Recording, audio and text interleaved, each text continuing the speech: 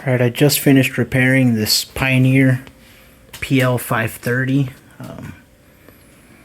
I purchased this at a yard sale. I paid, quite a bit of money, I think, for a broken turntable. I knew it was broken when I bought it. I paid $200, but the reason I was okay paying $200 was because I had just seen one of these at a record store in Auburn, California for about $1,800. And obviously that was like a pristine, like super well preserved one, right? But I still thought, you know what, $200, I can probably get this going, and it'll be a nice table for someone.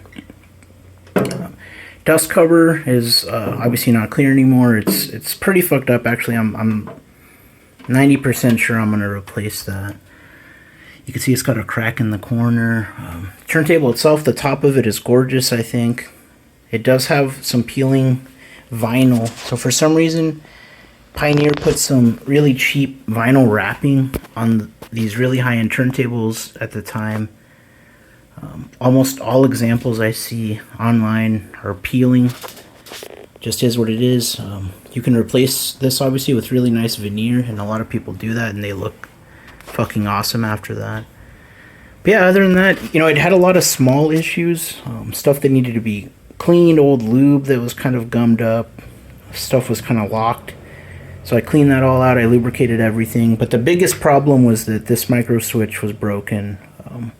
And what this does is basically when you press the 33 RPM button, it pushes down on this micro switch, right? And that tells the turntable that it's in 33 RPM mode, and then when you press the 45 RPM button, it releases it, and that tells the turntable it's in 45 RPM mode, and this switch was just like super fucked up.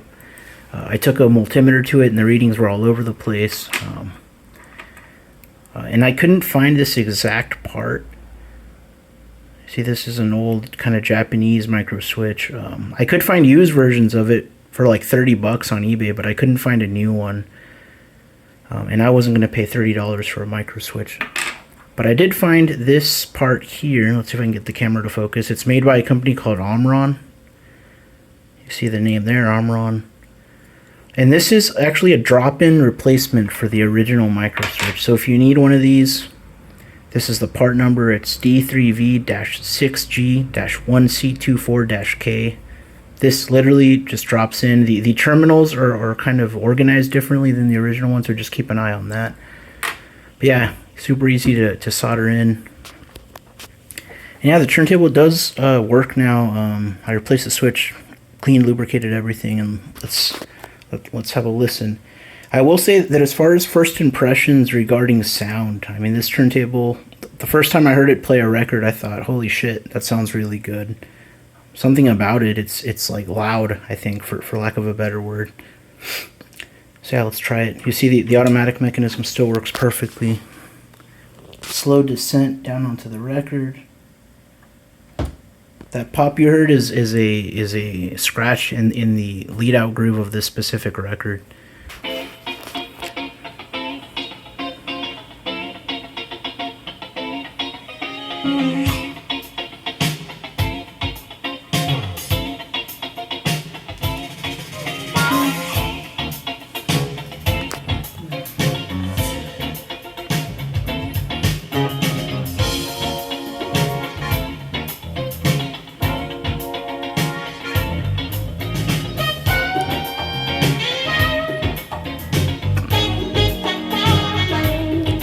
Watch the speed here. You can see it's fucking locked.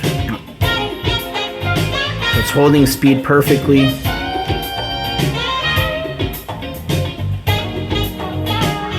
This is gonna sound terrible, but I'm gonna put it in 45 RPM mode just so you can see it also holds speed there.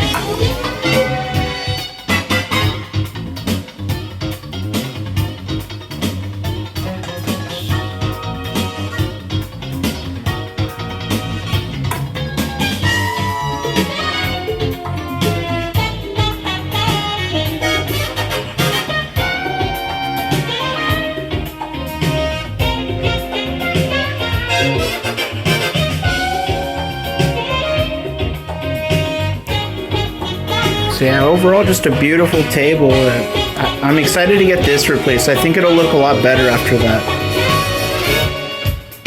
Oh.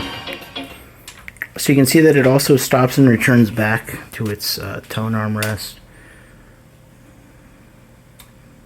Boom. And that is this Pioneer PL-530.